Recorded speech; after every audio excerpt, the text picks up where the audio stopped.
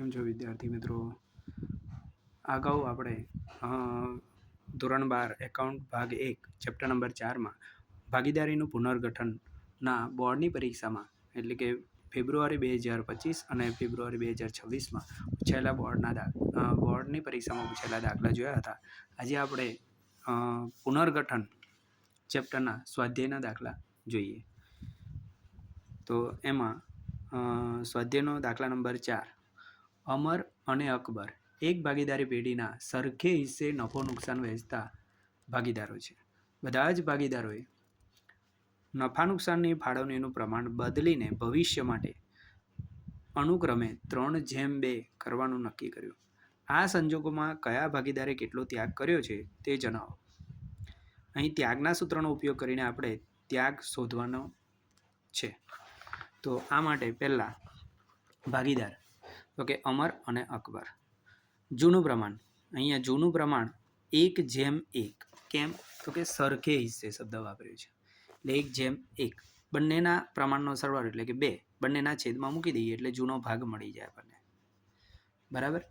ચલો, જૂનો ભાગ 1/2 અને અકબરનો પણ 1/2. નવું પ્રમાણ આપણને આપી દીધું, બદલીને ભવિષ્ય માટે 3:2 કરવાનું નક્કી કર્યું. તો નવું પ્રમાણ 3:2 સરવાળો 5. બંનેના છેદમાં 5 મૂકે એટલે નવો ભાગ મળી જાય. એટલે કે અમરનો નવો ભાગ 3/5, અકબરનો નવો ભાગ 2/5. ત્યાગના સૂત્રનો ઉપયોગ કરીએ. ત્યાગ બરાબર જૂનો ભાગ માઇનસ નવો ભાગ. અમરનો ત્યાગ તો જૂનો ભાગ એનો 1/2 ઓછા નવો ભાગ 3/5. ચોકડી ગુણાકાર બરાબર, લસા લઈને છેદ સરખા કરીએ. 5 × 5 ઓછા 2×6. હવે 5માંથી 6 જાય તો -1/10. એવી રીતે અમર પછી અકબર.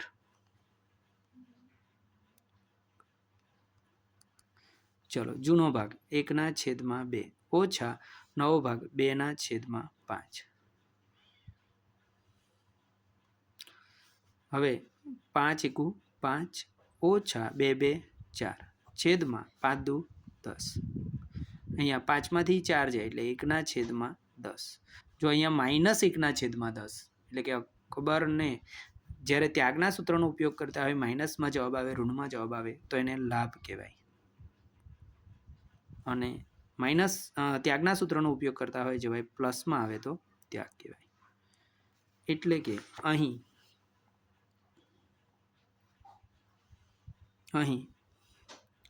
અમરને 1/10 ભાગ લાભ થયો છે, જ્યારે અકબરને 1/10 ભાગ ત્યાગ કર્યો છે.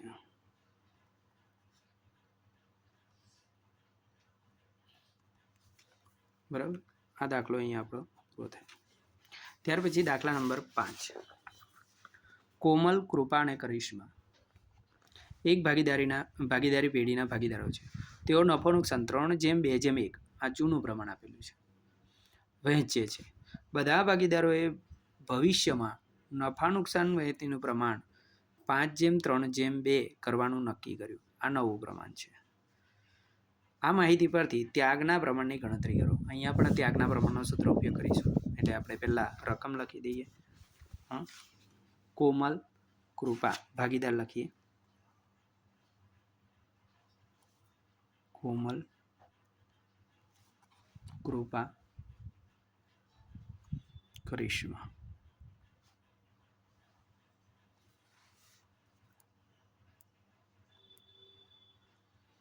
બરાબર.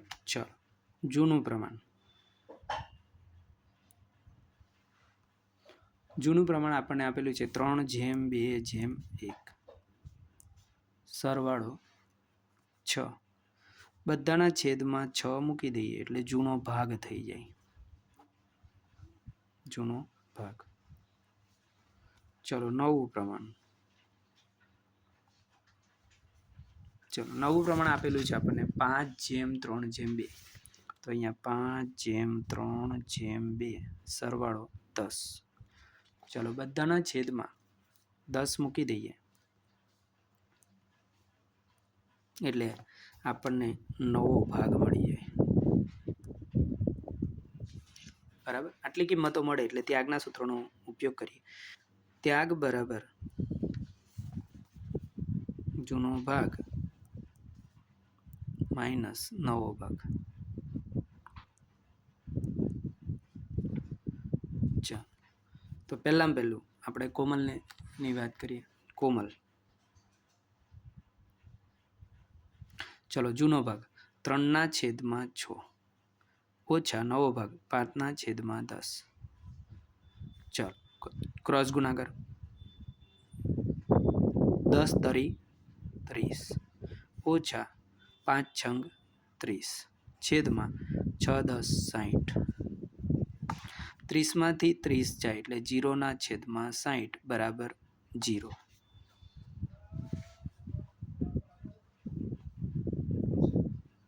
બરાબર, અહીંયા કોમલ નથી ત્યાગ કરતી કે નથી એને લાભ થતો. કોમલ પછી કૃપા. ચલો એનો જૂનો ભાગ, તો કે જૂનો ભાગ 2/6 ઓછા નવો ભાગ 3/10. ચલો ફરી 10×2 = 20 ઓછા 6×18 છેદમાં 6×10 60. ચલો 20માંથી 18 જાય 2/60 પ્લસમાં જવાબ આવ્યો એટલે ત્યાગ કહેવાય. ત્યાર પછી કોમલ પછી કૃપા અને કૃપા પછી કરિશ્મા. ચલો એનો જૂનો ભાગ 1/6 ઓછા નવો ભાગ 2/10. ક્રોસ ગુણાકાર 10×1 = 10 ઓછા 6×2 = 12 છેદમાં 6×10 60 -2/60. માઇનસમાં જવાબ આવે એટલે એને લાભ કહેવાય, કારણ કે ત્યાગના સૂત્રનો ઉપયોગ કરતા હોય જવાબ માઇનસમાં આવે, ઋણમાં આવે તો લાભ કહેવાય. તેથી અહીં કૃપાએ 2/60 ભાગ ત્યાગ કરેલ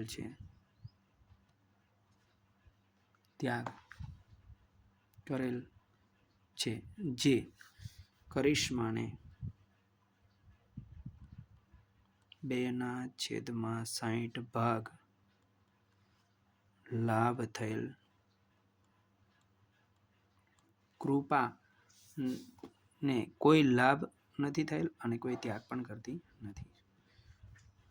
આટલું લખો એટલે તમારે 3 માર્ક્સ તમારા સાચા. ત્યાર પછી દાખલા નંબર 6. દાખલા નંબર 6ની રકમ. ચલો સચિન, રાહુલ, રોહિત એક ભાગીદારી પેઢીના ભાગીદારો. તેમની વચ્ચે નફા નુકસાન ફાળવણીનું પ્રમાણ 1:2:2 છે. બધા ભાગીદારોએ નફા નુકસાન ફાળવણીનું પ્રમાણ બદલીને 3:2:1 કરવાનું નક્કી કર્યું. ભાગીદારોએ કરેલ ત્યાગની ગણતરી કરો. ચલો ત્યાગના સૂત્રનો જ ઉપયોગ કરવાનો છે. તો પ્રમાણ 1:2:2 જૂનું અને નવું 3:2:1. તો લખી દઈએ ભાગીદાર શું, તો કે ભાઈ સચિન, રાહુલ અને રોહિત. સચિન, રાહુલ, રોહિત. જૂનું પ્રમાણ 1:2:2 સરવાળો 5.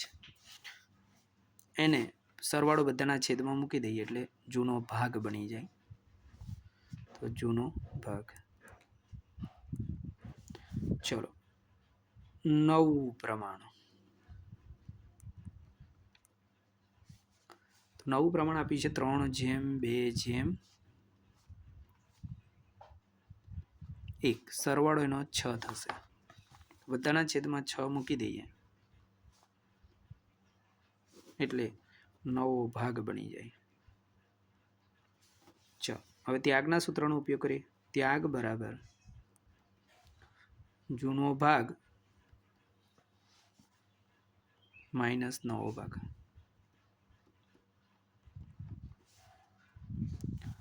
ચાલો જૂનો પહેલા સચિનની વાત.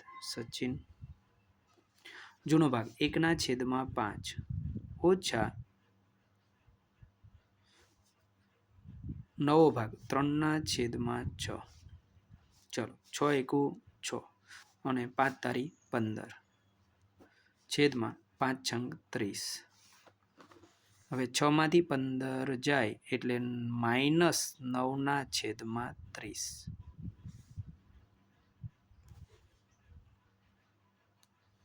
ચાલો હવે માઇનસ જવાબ આવે એટલે આપણે જાણીએ છીએ કે લાભ થયો કહેવાય. ચાલો પછી સચિન, પછી રાહુલ.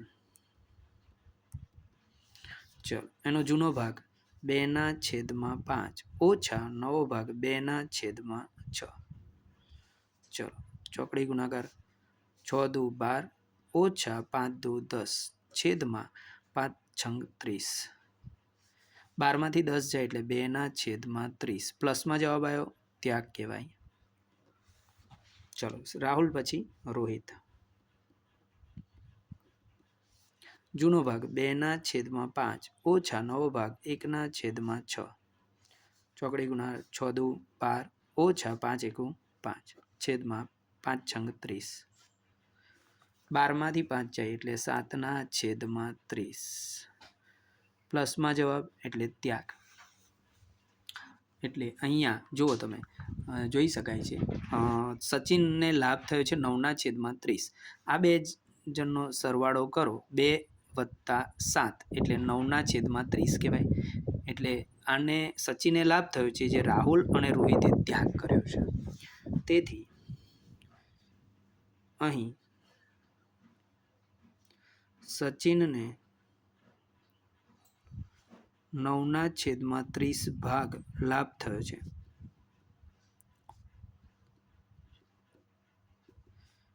જ્યારે રાહુલ અને રોહિત અનુક્રમે 2/30 અને 7/30 ભાગ ત્યાગ કરેલ છે.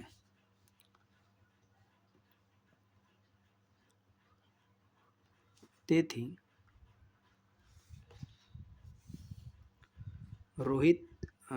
રાહુલ અને રોહિતનું ત્યાગનું પ્રમાણ અનુક્રમે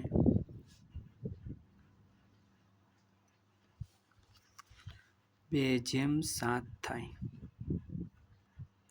બરાબર. આ ત્યાગમાંથી છેદ કાઢી નાખવાના એટલે આપણને ત્યાગનું પ્રમાણ મળી જાય. આ વાક્ય લખવું જ પડે. ત્યાર પછી દાખલા નંબર 7. ચલો દાખલા નંબર 7 જોઈએ મિત્રો. દીપક, નિલેશ અને પ્રતિક એક ભાગીદારી પેઢીના ભાગીદારો છે. તેઓનું નફા નુકસાન વહેંચણીનું પ્રમાણ 1/2/3 છે. તે પ્રમાણ બદલીને ભવિષ્ય માટે 2/2/1 કરવાનું નક્કી કરે છે. આ સંજોગોમાં કયા ભાગીદારને કેટલો લાભ મળ્યો? લાભ મળ્યો એટલે લાભના સૂત્રનો ઉપયોગ કરવાનો છે અહીંયા. તેની ગણતરી કરો. ચલો પહેલું ભાગીદાર શું નામ છે? તો કે દીપક, નિલેશ અને પ્રતિક.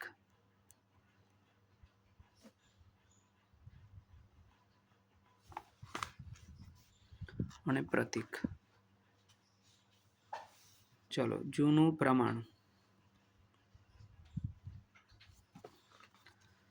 1/2/3 બરાબર સરવાળો 6. એના બધાના છેદમાં 6 મૂકી દઈએ એટલે ભાગ થઈ જાય. તો જૂનો ભાગ કહેવાય.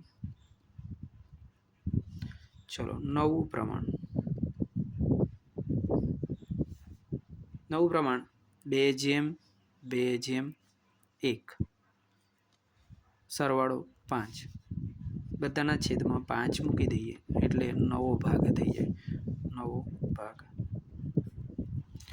ચલો લાભના સૂત્રનો ઉપયોગ કરીએ. લાભ બરાબર નવો ભાગ માઇનસ જૂનો ભાગ.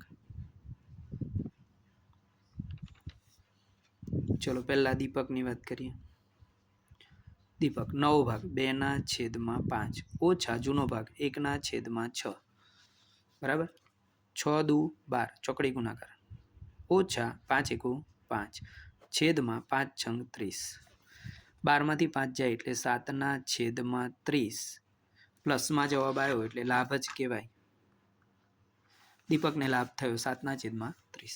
દીપક પછી નિલેશ.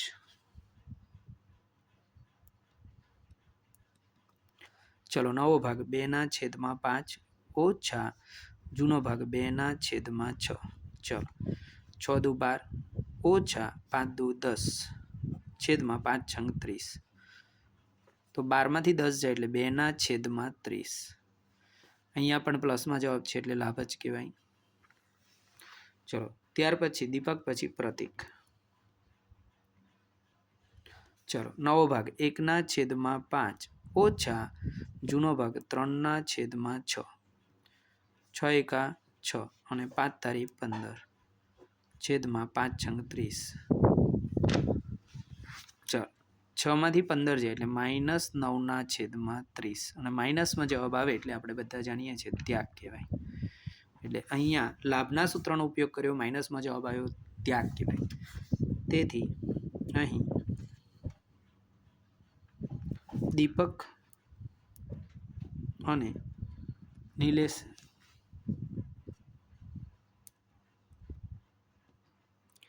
અનુક્રમે 7/30 અને 2/30 ભાગ લાભ થયો છે. જ્યારે પ્રતિકે 9/30 ભાગ ત્યાગ કરેલ છે.